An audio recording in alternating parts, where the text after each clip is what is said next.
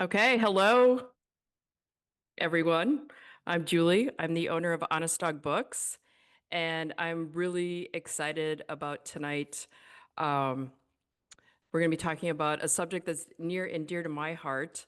I grew up on a small dairy farm, one of those mythological farms that we find out no longer exist. And then, about I actually went on, I did a full locavore experiment about 10 years ago with my kids. So food is just something that's always been incredibly important to me. Farming's been important to me. And then we had a factory farm that tried to move into this region about 5, 6 years ago. And my friend Mary Doherty, who's here in the chat, led a fight. And we're one of the only or few counties that have ever fought and won. But we all know what the backlash of that is. It went somewhere else. So it never feels like a full victory. Um, so I've watched the place where I grow up change, but not in ways that are really overt. And so it's been a thrill to read this book because I think it connects so many dots for me. But before we get started, I want to extend a big thank you to UW-Madison Animal Advocacy Club for co-sponsoring tonight. They have a watch group going on, so woo woo, UW-Madison. And thank the rest of you for attending. This is, I think, going to be a really nice night. We are recording, and we will not be opening the mics because we're going to turn this into a podcast. And so if you have questions along the way, just type them in the chat, and I'll be asking the questions as we go. Now on to our guest speaker. So Will Potter's new book, Little Red Barns, Hiding the Truth from Farm to Fable, published by City Lights in San Francisco. I have been there once. It's, wow, what a great publisher. It was published in July, and we selected it as our October nonfiction pick of the month. The subject was truth. We debated between witness and truth and landed on truth. And the book has been a source of about 100 conversations this summer because of its investigation into how the financial forces behind factory farming have grown powerful enough to silence industry whistleblowers, investigative journalists, and even federal inspectors. It's quite shocking when it's all put together. Will Potter has spent a decade documenting what he describes as a secret world of disinformation, corporate corruption, and social control, following the new authoritarian playbook that has passed from the Red Scare to the assault on the environmental movement to where we are now with animal activism. With all that, hello, Will Potter, and welcome. With that, thank you all so much. I mean, thanks, Julie and Honest Dog, for selecting the book. It's just so wonderful to hear. I don't know how many more months of we have left of being able to select a topic like truth as our book club reading, right? And a shout out to Jackson too for reading the book and bringing it to the club and everybody at UW-Madison. We were just saying briefly before, there's a very long history of pretty badass animal activism on that campus. So it's really cool for me to see that you all are continuing that. And I'm happy to be here with you guys on this cheery and uplifting topic. I'm happy to talk about it.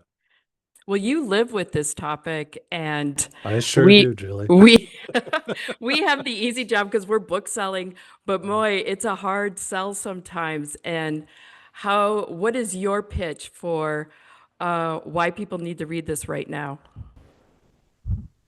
That I know it's tough and it's dangerous sometimes. Like it feels like it takes a toll looking at dark things.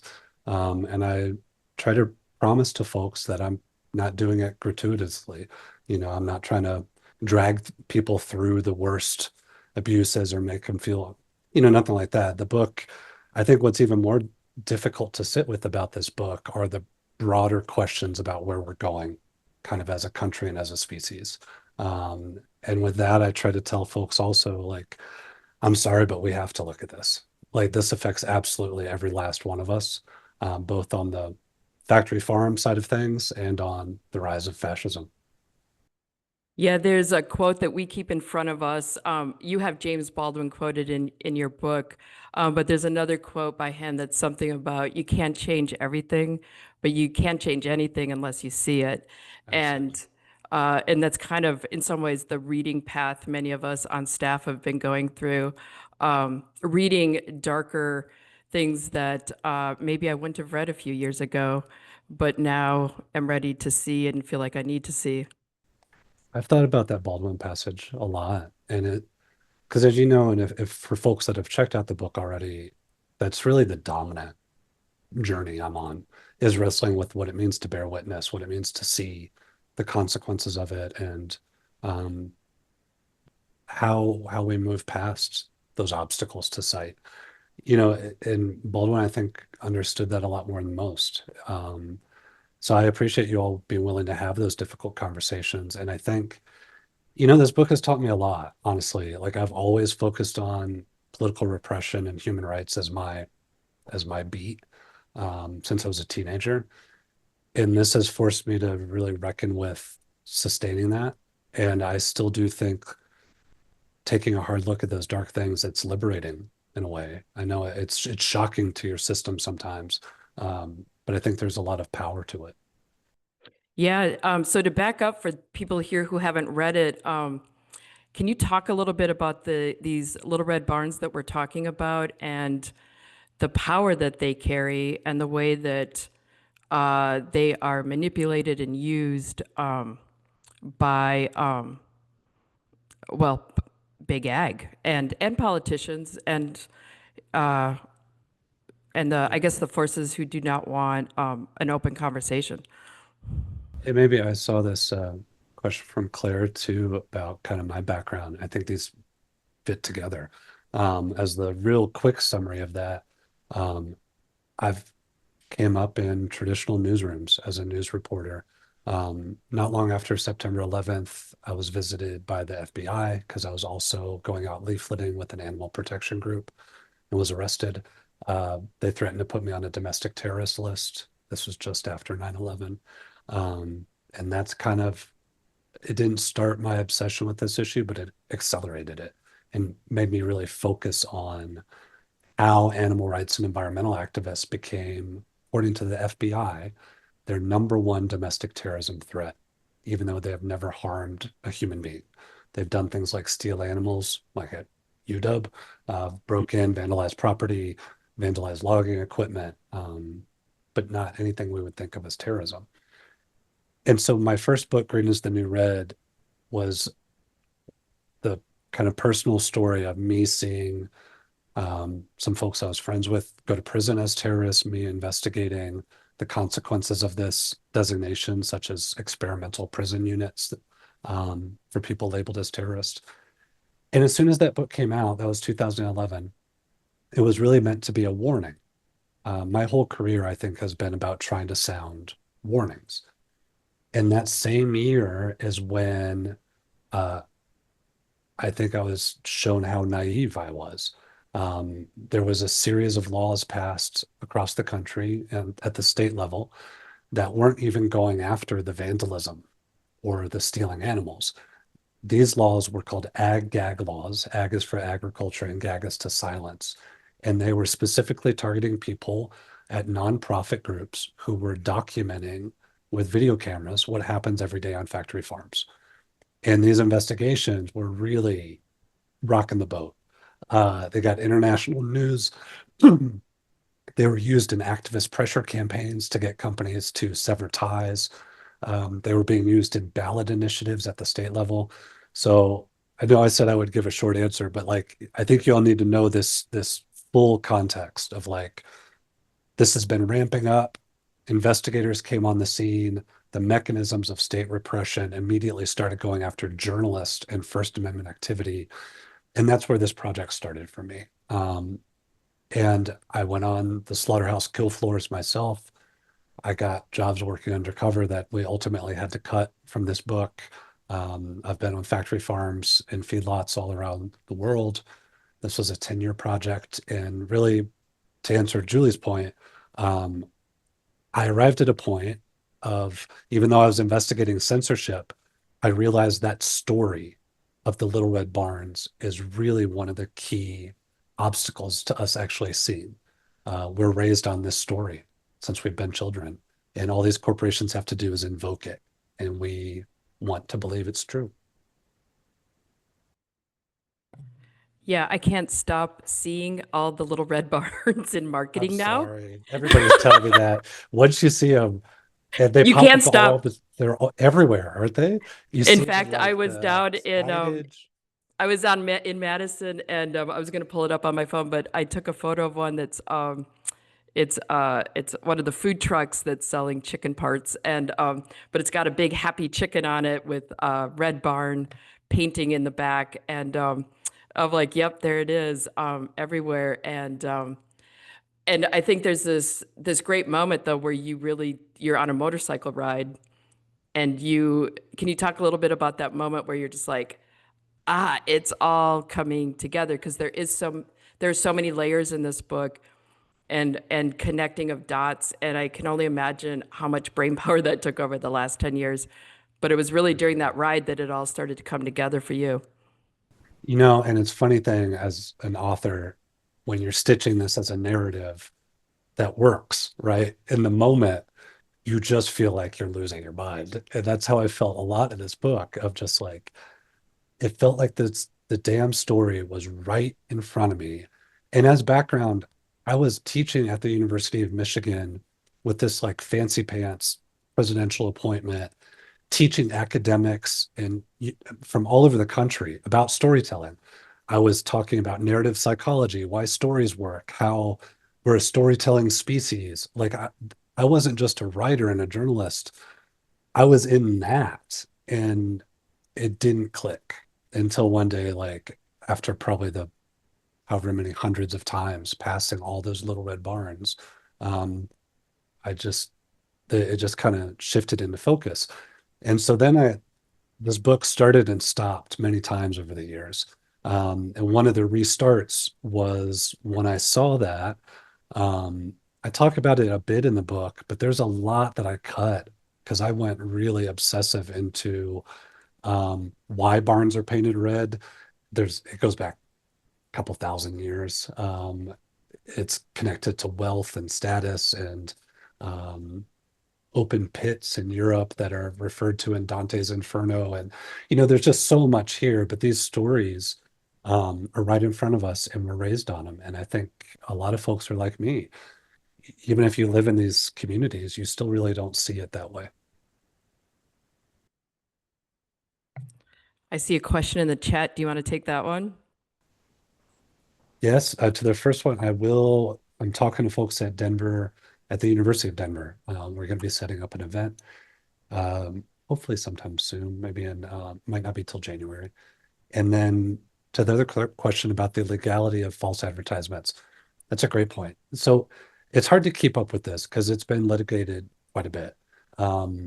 PETA and others have had lawsuits, for instance, in California, where they're doing like the Happy Cows ad campaigns. And one of the reasons this is complicated, well, that's the industry would argue it's complicated, legally speaking, is that the ag industry is supported by a series of these boards that are set up that are really private industry, but they're also receiving government funding. So that's a bigger conversation about the state of agriculture today, but it is this mix of government and private sector. And the government subsidizes an enormous amount, including through these different boards. And so when it comes to the question of advertising, some of the things that have come up legally speaking are the rights and restrictions on a private company advertising versus a quasi-governmental funded agency that has a little bit more leeway in being, you know, talking about these animals in the happy green fields. So in short, at every step of the way, um, it has been a labyrinth. And the thing I would caution to everyone is a lot of these, or really all of these different labeling schemes that are being used right now lack teeth and accountability. Some of them are made by industry, some are activists, some are hybrids between the scene, but like there's a lot of different terms and language being used alongside those little red barns that make it sound really official. And the short answer is you need to be quite skeptical of how that's being used. Well, that actually brings me to a question I was going to ask later toward the end, but I'll ask it now, which is, what do we do as a consumers who have read your book and we're fighting mad? And it seems, on the one hand, it seems so overwhelming. And because, as you've pointed out, it's global. There's a playbook in play. We're already watching, I mean, fascism on many levels take hold in America. And so that part, and then I have this really naive, hopeful part, optimistic part, which is we're all consumers of food. And so it seems like we as consumers would have this power to help to create change. Where do you fall between those two? And I guess what do you say to people who are like, what do I do? Ugh, it's $1 million question. I'm getting a little bit better at answering it. I'll give it a Oh, shot. And even as hearing you say that, like it's making me question what I was about to offer. So I think there's a couple parts to it, right? There's the and I realize what this book is doing is it's forcing people to confront several layers of that potentially, because there's looking at where our food comes from, which raises a whole set of questions and conundrums, right? Because as Jonathan Safran Foer, I think, has written about well, that food is so cultural, its identity making and questioning going from meat eater to vegetarian to vegan or making some adjustments along the way, it naturally brings up difficulties at the dinner table or with friends. And so I know there's a lot wrapped into that. And I think there's a lot wrapped into, frankly, the rise of fascism right now in the States. I mean, I feel like people are really having to navigate personal and family relationships in a very different way right now that's getting a little scary. Um, where I guess what I'm trying to contribute with this book is to muddy the waters and bring these things all in conversation together. We tend to use the farm analogy and have things siloed. And activists are really, really good at this, I think, because seeing the full scope of what we're challenging is so completely overwhelming and debilitating, right? It's so fucking bad that I understand why sometimes we want to be like, I'm not just going to focus on animals. I'm going to focus on animals in fur, right? Or whatever, get as narrow as possible. And so with this book, I'm trying to get people across social movements to see this is all so completely interconnected with the rise of authoritarianism and the narratives we're being told. So I don't have the clear answer of how we move forward in that. Where I arrived with the book after questioning that quite a bit personally is I came back to the idea of bearing witness, both as kind of a moral marker of myself personally, but also kind of what we're doing right now as movements. Um, People think bearing witness is just looking at bad things. And in the book, I talk about it's always had two parts to it. It's to see, to read a book like this, to have a conversation like this, to do your own research, to go to where ICE raids are happening, to go to the factory farm if you feel like that's something you need to witness personally. But then the second part is to testify. And that testimony is really through our collective action. And I don't think, but my hope is with doing events like this right now and being on book tour, it's kind of creating some spaces where we're at least acknowledging how bad all of this is and airing it. And I'm seeing some really kind of beautiful conversations emerge from that of what people want to do to organize locally. Because in short, like we have to do all of it right now. I think the crisis we're seeing is that bad, and we can talk about that. But I think we have to take a hard look at um, exactly this historic moment that we're in, and we can't yeah. turn away from it. Yeah. Thinking about the other social movements, you go into, and I think this is where you are connecting dots, the environmental aspect of big ag. And one horrifying chapter is about the poop tour. Um, They're very and I'm similar. wondering if you can tell this group about that experience and I listened to another interview you did where I thought you nicely captured the actual climate crisis that our meat consumption is causing, and it's in so many more ways than we thought.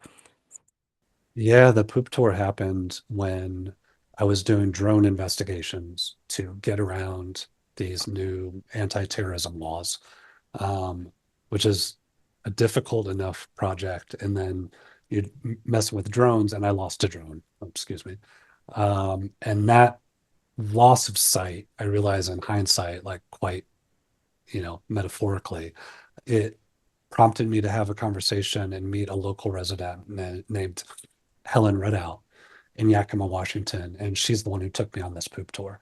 And it was seeing the community and how it's changed through her eyes, her narration. Um, she had moved there with her husband decades ago. She had the cute farmhouse. It was picture perfect. And if I hadn't been there in person, I don't think I would have understood the scale of this. As an academic and as a journalist, like I've been on factory farms, I know the environmental research, but just being on the ground in a community like that where it's so concentrated. I mean, some of y'all might know out being in Dairyland yourself, but you get some of these larger dairy operations, and it's certainly like stacking them back to back, and it just decimates a town. And I'm sure you guys know that as you're fighting it. Um, and I felt it for weeks after. I mean, everything from seeing, for those of you that don't know, the way these industrial operations work now is that since animals are confined by nature, they have to move all of the manure mixed with all the other waste out of the concrete, out of these facilities, and disperse of it somehow. Some of these farms produce as much waste as major US cities, and that's on one farm in terms of the amount of human population. So just imagine all of that just being open air. It's got to be moved. So I'll spare you all the gritty details, but they move it in these open air pits that they call lagoons as kind of a staging area. And then through an elaborate network, they're moved from the lagoons out to be sprayed onto the field, which they can't do too much because it'll burn out all the crops. And I saw that as well. But it's making all of that, including everything that's given to those animals, all the pathogens that they have, the antibiotics, the hormones, all of it is made airborne. And so asthma and disease, heart disease skyrockets in these communities. And for me, like driving through this muck, like one of the most telling and vivid moments for me was I was in this real shitty little rental car. Like I didn't have a truck, I already stood out. Um, and it was having a hard time on the roads. And that wasn't rain and mud, that was all feces from the farms that it was at points the postal service wouldn't deliver mail. You know, their motto, rain or sleet or whatever it is, wrath of God. Uh, but man, that factory farm waste. And so I'm grateful. I mean, it was another one of those kind of mile markers in rethinking what it means to see, because the drone stuff was cool. I got great photos. Wired magazine wrote about it. We did all kinds of cool stuff. But to me, this work and this advocacy is really about seeing the people alongside the animals, see the communities that are affected. Well, and I think Helen in particular, I mean, what a firecracker. She Oh, I refuses to like leave. her. Yeah, you portray her very well. She's She fun. refuses to leave. She's the one who everybody goes to. She gives the tours. Oh, she gave And him hell too. Yeah. yeah, and so have you had contact with her since the book came out? As far as, I don't know why I would think anything's changed, but has anything changed for them? They've had some victories in Yakima, Washington. I haven't talked to Helen in a little bit. It's a good reminder to reach out to her. But they're still fighting it. So some of the big victories they got in Yakima, working with Charlie Tebbutt, the kind of legendary environmental lawyer, were both trying to get liners in these pits and also getting the actual data released. And that's something I should really flag for you all as part of this bigger issue, because that was just one town that I'm in. And the research, and I go really in depth in the book. Um, Animal agriculture is one of the top contributors to climate change and species lost, uh, algae blooms, water pollution. I mean, just the whole gamut of environmental consequences. But the industry is putting pressure on governments around the world to strip even mentions of animal agriculture from climate reports, and also to rewrite the law to make it so they don't have to release data about their pollution. And they're arguing that's because of eco-terrorists and animal rights extremists. Hey, we can't let people know how bad we are for the environment because activists might use it to protest us, is essentially their argument. And in this like obscene post 9/11 climate that I've documented in my work, that's becoming law. So it unfortunately is a constant battle. There's some wins for sure, and then there's some big cultural shifts happening of information being outlawed and stripped from government reports. Yeah, actually, this might be a good time for you to talk about this playbook that was really created during the Red Scare. I mean, communists were our enemy, and we've heard the story about the Hollywood blacklist. Um, and what you argue in Red is the New Green is that that was basically that playbook was handed off and shifted over to environmentalists, which those of us who lived in the 90s saw. And now that has shifted. And I'm curious why to animal activism, which seems like such a small subgroup. And I'm curious why and how and what this playbook is. And my conception of that playbook has shifted a little bit too. So I'll talk about that. But I think most of us were raised with this idea that the Red Scare is this kind of period where people in the US went too far. They had a valid intention of crushing communists, were taught in grade school, but maybe they went a little bit too far and like destroyed people's lives. Congressional inquiry, blacklist, people getting stripped from their jobs, a lot of the same exact things that are happening to people who speak out in defense of Gaza right now, by the way, to a T, especially academics. But there's a whole host of like a state apparatus that the FBI was weaponized as a domestic agency to investigate not just communists, but using communism as a catch-all, to investigate everyone on the left.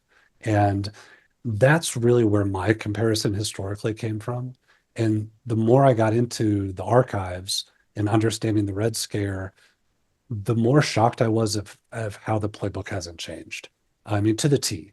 And I used to give lectures years ago of like, I'll go through step by step. The first step is using the power of language. So in our case, it was the industry made up the term eco-terrorism in 1985. They just like invented it. And then from there, step two is you use media campaigns.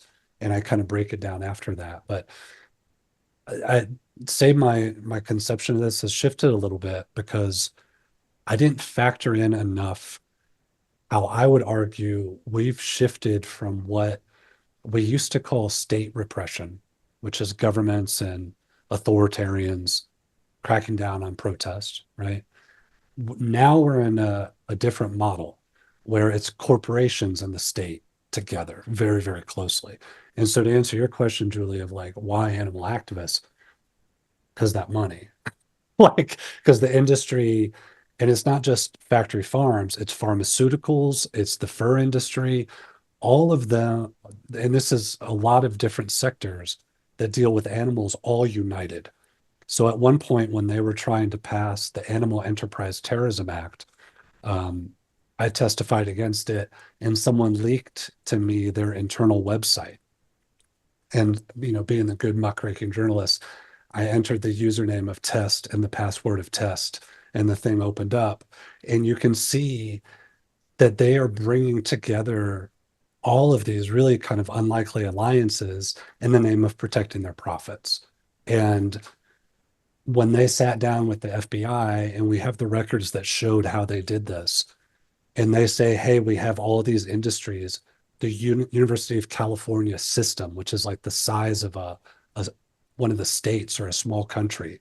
And they say, we want you to go after animal rights activists as terrorists, shut this stuff down because they're attacking us. That's what happened. Um, and we could, in my first book, I talk about, there's more than that, because it's like the culture of the FBI has always been about really destroying the left. It's always been this like kind of religious, puritanical organization. And so I have training documents that the FBI uses, that the way they talk about animal rights activists are in these terms, if that makes sense. So it's corporate power, and it's also like this long history of what the FBI has always done. I feel like such a like a country bumpkin sometimes when I think about this, because the thought of like people sitting around and conspiring has always just been like, that can't be. And but I think it is because you see, I think in your book you talk about I remember our local film society brought The Cove and Mhm. Blackfish, and it had huge impact. That I mean not just here in our own community, but all across the country. And I was trying to think of like a movie like that I've seen since. And so something has been shut down, and we are not. And I'm like, why don't people care about what they're eating? And I don't know. There's so many pieces to it. Um, uh, so yeah, that's just. But I do have a question about language, or I actually it's more of an anecdote. So I was reading Ocean Vuong. Do you know Ocean Vuong? Mhm. He's a poet writer. He wrote a new book called Emperor of Gladness, and it's these characters that are working at a fast food chain. And there's a scene in that where one of the workers also works at a slaughterhouse. And he asks his friends to come help him for the day because if he meets a quota, he'll get a bonus. And so these friends go, and they're seeing these pigs in these very confined cages and kind of horrified by how they're slaughtered. And one of them says, "But I thought you said this was organic." And it's obviously a moment of humor, but it's also meant to point out, I think, and Ocean Vuong has great appreciation for language, the power of language. And I think that word organic is something also, like when you're talking about labeling, is something that lulls us into a false sense of security or goodness. Well, it's organic, it must be this. But as the character who does the slaughter is like, I don't know if it's organic or not. This is how they slaughter. So there's really very little difference for the actual pigs themselves. And I think you're absolutely right. And I hear that so many times from people too. I mean, that I think Ocean is kind of capturing that moment that a lot of us feel, this like disconnect of like, wait, I thought it was, and to me, it says people want to do the right thing, or whatever they think the right thing is. They want to do better. Like, and we see these terms, and I think we also have a confirmation bias as a species, right? That we know what we think we know, and we want to agree with what we think we already know. And that's a dangerous loop to get into when we are confronting corporations who have massive uh, mini industries set up just to manipulate that opinion.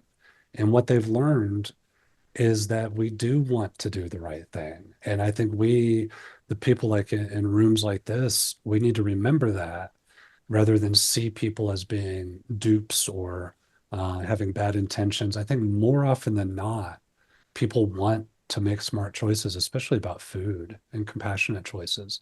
Um, but that power of the imagery, one of the things that really stuck with me in that research of the power of narrative, are a couple things. One, I think that's the only thing that separates us as a species. we're the only species that makes and shares stories across space and time to define ourselves as an entity. Maybe we'll unpack that one day in like dolphin communication or chimps or whoever, but we're making things that we pass on, and there's something to that. But I think what gets lost in the study of storytelling is how dreamlike it can be. And that's what really stuck with me is John Gardner, the literary theorist, talks about this, I think, quite beautifully, where he's teaching young fiction writers. And he says, what we're trying to do is get people in the vivid and continuous dream. So for somebody like Ocean, it's keeping them in that scene of the dialogue between friends, right? Or if it's, Lord of the Rings, it doesn't matter how fantastical. The job as a writer is to keep people so entranced that they don't break out of the dream. And if you think about stories as weapons, and how people in power use them. That's what they're trying to do with us also. These red barns keep us, every time we see them, it like reactivates that dream state, right? That confirmation bias. Right. And I would argue that's what authoritarians are doing too. They're using that same image all the time. Tradwives and, back to the land aesthetic and chugging milk and killing animals. And it keeps us in that dream. Yeah. Well, I can't help but think about we read a book last year called Lost Journals of Sacagawea, and it really tears apart the mythology of Lewis and Clark and how the West was won. And when you think about the fact that Sacagawea was 14 years old when she was taken on this journey, and it's outside of her scope. And I have to say it was a painful process for me because I love the mythology of the West, and it's made me think a lot about that mythology and the ways in which cowboys and farmers very much have held sway with us for so long, and wondering, what is it about the farmer and why it has so much power. And I'm thinking right now about politicians because every politician wants to be a friend to the farmer, but as we know, that farmer might be have like 7,000 cows, so how do it, and it's back to that language thing too, is, how do we distinguish between that corporate farmer versus, yeah. I think that's a great point. And what I found in my research is that that narrative of the farmer has also been intertwined with colonialism and militarism throughout that history as well.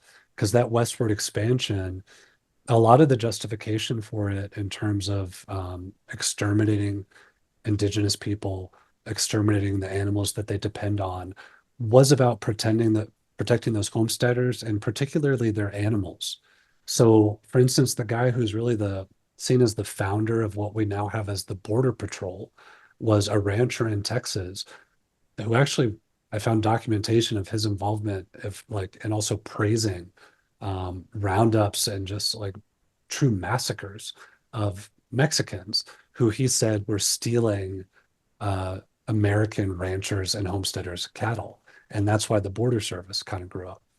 There's all kinds of, we can geek out a little bit about that dark history, but they're really mixed together. So I think when politicians are invoking, it's of course to be folksy, it's to be like, nobody wants to attack a farmer because that's how, they keep us alive and fed, right? There's part of that. I think it goes into that Little Red Barn narrative of like traditional family roles, family values. The Little Red Barn and the farmer, it also conjures up like American individualism. There's so much baked into that Yeah. very concise story, right? Um, but I will say that I think that's because the left in general has really failed and has allowed that to happen. I grew up in Texas, and Texas is Texas. It is what it is right now. The history in Texas, though, have been like the yellow dog Democrats. These were populist farmers. They were much more like Bernie Sanders sounding, or our new mayor of New York. than they were about right wingers. You know what I mean? Like, so there is, these stories can be rewritten, and they've been really manipulated to serve power right now. Yeah. Yeah. Let's go to a few questions we've been getting. I've been ignoring these notes coming up. I'm sorry, I did too. Um, how do we get people to bear witness, to look at what is so vast and pervasive? It's hard to fathom. More than anything on this book tour, that's what people are talking to me about. And I feel it. And I kind of like, I felt that, and I'm pretty raw in the book about how much this has affected me personally with suicidal depression and PTSD, and just kind of falling apart a lot of times over the years, including the time working on this book. And so I say all of that because to me, I think we just have to be brutally honest with people. That, yeah, that opens you up to darkness. Yeah, some days it is too much, and that's okay. But the answer to that is not turning away. That doesn't solve any of those crises that are truly becoming existential, as in, like, even if you don't want to confront it for you, you've got nieces or nephews, your kids have friends of the family have little kids. Can you even just think outside of us right now and try to move yourself into action that way? You know what I mean? Like, I think it takes a lot of different types of skills on different days. But I do try to also be honest with people that, and I shared in the book that bearing witness, and I've done this since I was 17 at the Dallas Morning News. When I was 19, I started writing about people in our homes being raided and people going to prison. So this has been my life now, and I both see all the toll of it. And it's also exposed me to the most unbelievable people, like just bone chilling heroism and empathy and grace and humility. And I have to say, honestly, like, I would not choose a different path for the life of me, despite some really dark periods. And I hope that's worth something. That I think there's, I've started to describe it. I view bearing witness in these days that we're in as kind of an act of spiritual defiance. And I don't use that term. I grew up in the Catholic Church and we didn't get along very well. You know what I mean? But I'm coming back around to something there of just meaning, like, what animates us to be bigger than ourselves. And to me, that's what I think bearing witness calls us to do. And I guess to answer your question, it's like, be open to people when they are willing to do that, right? I don't think you can force it. I think you're picking up on that already, Mary, in your question. You can't, as much as, like, I've wanted to shake people in my life and just be like, don't you, like, we're on a collision course with fascism and ecological, like, it just doesn't work. So we have to kind of lead by example and be open when they, or if and when they decide to want to talk to us about it and do something.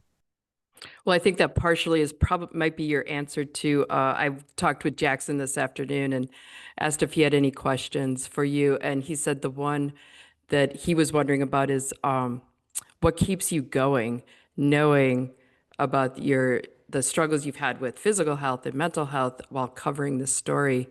What makes you get up the next day and go at it again? Some days is more clear than others.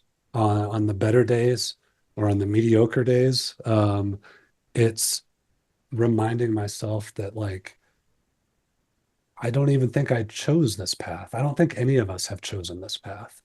Like, I try to remind myself, and if I could zoom in on my bookshelves here, I have a lot of texts from people in different eras that have faced similar things that I've tried to dedicate my work to. And I say that because it's like, more and more I'm trying to view bearing witness in those terms, viewing our struggles that we're in as those multiple lifetime fights. And I don't know how to keep going by motivating myself and telling myself what I'm able to accomplish that's good in the world in the next whatever amount of time, or even the amount of years I have left, just to be candid, right? Because like some days it feels it like we're not moving the boulder very far up the hill before we're getting like smushed again. So instead, I'm trying to take that longer arc of I don't know at the end of the day what all we can win in these days ahead. But I know other people are going to come looking because I've come looking in the archives and in the bookstores and in the biographies and the memoirs and right. Like Yeah. we all are still looking. So to me, that's like a liberating thing to wonder, like with Little Red Barns, that rewrote those last few chapters for me at the very end. It became much less about I was going to end on that warning about fascism and the ecological crisis intersecting. I was like, no, if I'm going to leave something, and hopefully this book survives the book bans and whatever else is coming, I want it to be that last chapter that is talking about how I view bearing witness as I see this. So I'm struggling with it too, Jackson, to be honest. And some days are better than others, but I think the more we can take that big picture view, um, I think it sustains us. I feel like trying to view ourselves as part of something because we are part of something bigger. That repression carried over from, 50s through COINTELPRO through today, but so did those resistance movements. I mean, we are all building on things that a lot of folks gave their lives to do. And there's like some real beauty in that. I think here's a question that I think you'll have something to say about. What defines an activist? Because the majority of us oppose animal cruelty. And I think that's addressed in the book for sure. And do you want to talk about that? It's a great question. I think it's largely a self-identification or used by others as an insult or a pejorative, right? As a way of demonizing someone. I've found that people have really mixed feelings about that term, even people that are really sympathetic to all the things we're talking about. Like activist has, it's certainly not at the level of terrorist, but it's been kicked down the road a few blocks, right? I think it has some negative perception from a lot of people. To me, I'll say when I hear that language of activist, it puts me back to kind of how I got involved in activism, which is protests and civil disobedience and lockdowns and forest blockades and tree sits and riots and letter writing, like uh, signing petitions. Like there's an entire range of stuff, and it's just about that mental space of am I going to shift out of just trying to live my life the way I decide and uh, pressure social change. I think that pressure is the difference. So someone, if you're just like, making some chocolate chip cookies and sharing them with friends, but you're also telling people, hey, this is vegan and this is why I did this, and you should come to a protest. I guess it's a fine line, but like, it doesn't take much to veer into that activist world. It's kind of empowering if you do. Well, I think I'll add to that though, is because I think I myself have been lulled into believing that there are protections out there for animals. And you talk about even uh, that Upton Sinclair with the jungle, that we aren't really much beyond where we were back then. That we have been lulled into believing that there are some sort of protections out there for animals. And I was, it's one of the more shocking parts of the book to find out that there are none. And now we can't actually even record or get to those abuses, but there are no protections. I think it's the part where the book starts feeling a little bit overwritten, right? It starts feeling that tinfoil hat. Like so in short, what Julie's referring to in part is the Animal Welfare Act is written so that it defines animal to exclude all animals on farms raised for food and also most animals used for research. So using that power of language, it defines animal to not be this. So therefore, what happens to them is not a violation of the Animal Welfare Act. Um, at the state level, there's dozens of states that have exemptions for whatever the industry decides for themselves are standard industry practices. So if they say cutting off a chicken's beak and a pig's tail and castrating without anesthesia is business as usual, okay, that's not cruelty by definition of the law. So I think that it comes as a shock to a lot of folks.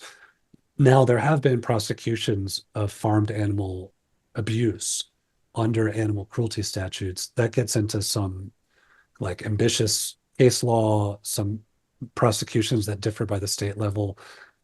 But the general landscape that you all should remember is that this is a system that raises, just in the US, 9 to 10 billion animals every single year for food that are not protected under the Animal Welfare Act, that are exempted from state animal cruelty laws, that are now being, in multiple states, had it criminalized just for photographing what happens to them. And then in the book, I talk about how inspectors are often co-opted by the industry, and they use a lot of other dirty tricks as well. So in short, like they don't want you to see any of this. And I talk about why in the book. It's because they're quite scared.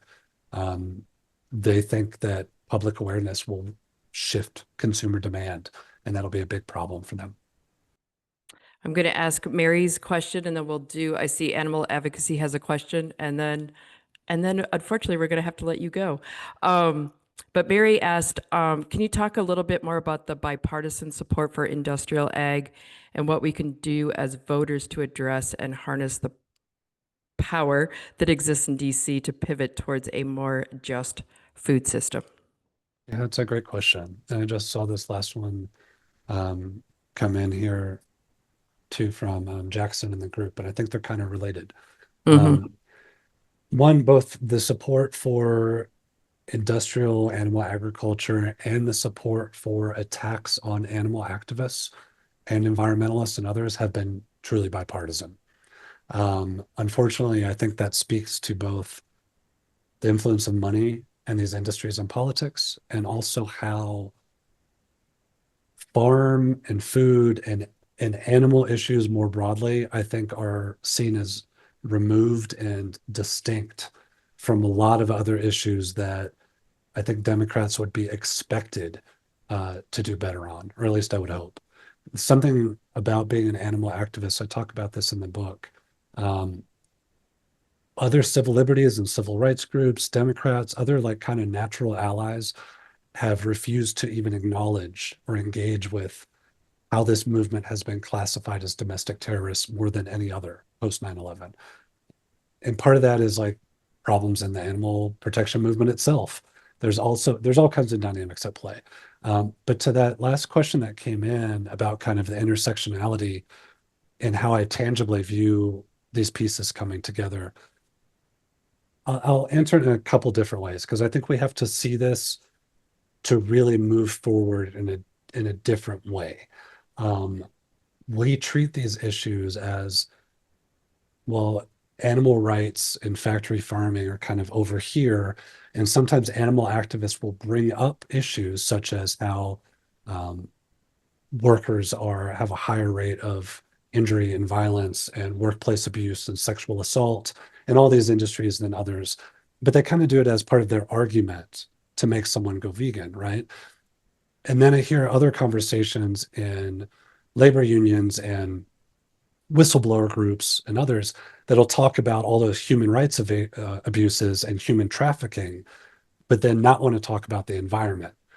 And what I really became clear to me in this project, we're missing the full vision of how destructive and how much of a priority factory farming should be if we don't broaden our view, our lens, so to speak. And I try to show that in the book in some tangible ways of how these narratives have always been intertwined.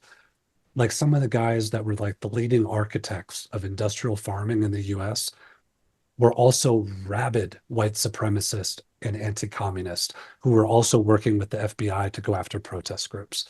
I talked about that Border Patrol example. Contemporary far right and fascist groups use language of things like drinking milk as a sign of racial superiority because Black and brown folks and Asian folks have higher rates of lactose intolerance. We could get into the history of colonialism.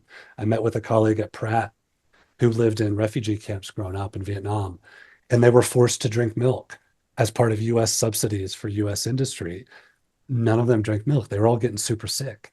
Um, so I say all of this because like I know it's kind of opening whatever the metaphor is, cans of worms or boxes of Christmas lights. And I'm not saying like factory farms cause colonialism or vice versa or fascism. I'm saying it is fundamentally the same narrative that's pushing all of this stuff together. And to Julie, to your question, I think the path forward is we have to have those tough conversations with people that aren't coming from like a personal purity perspective, but more from the like, okay, you're not vegetarian, you're not on board with the animal issues. I know you care about the environment. I know you care about these communities, and I hope you care about the rise of fascism, right? It's like we try to meet people with as much of that full story as we can. And I think the more we do that, is how we change the story of the farm. And it's I think how we move forward as a country as well. So, while you're touring, and do you have a next book in mind, or are you taking a I do. break? You do. No, I'm a total lunatic. I was just at a writing residency in April in Banff. I have the next project. It's both, so I'll tease a little bit of it. I kind of signal what that personal journey for me was throughout the book. I don't signal, I'm fairly open about it. There's a lot of other stuff that happened. So this next book is a mix of me navigating that as I'm also finding the lost papers of one of the only journalists who learned about the rise of the Nazi Party. Who it turns out we have a lot of, I got a little woo-woo researching this guy. Like we have all these weird personal connections that it's kind of creepy. So I'm very excited. And I also want to plug part of that. It's also a new podcast and YouTube show that we're starting. So that's what I was doing all day. I'm starting to build out a small team. We're focused on particularly reaching young men.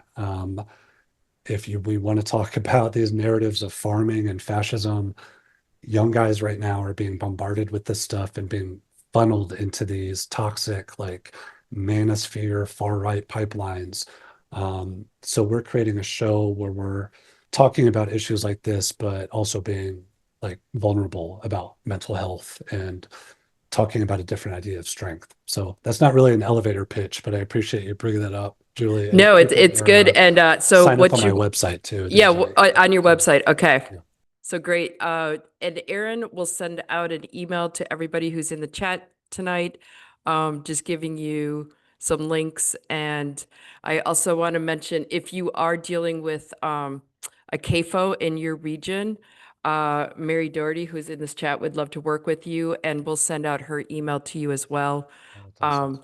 But I think all of this, I mean, my path forward is conversations and connections, and just keeping us all talking, and less scrolling, more talking. So, And the uh, more we get that into real life, I tell you yeah, what, like that's the we know with the bookstore, the beauty of having events, like writing, all of this can be so solitary. Like the more we can get people, whether it's connecting with Mary or like organizing a local project, it's just an excuse to talk to your neighbors too. And like we need those relationships right now.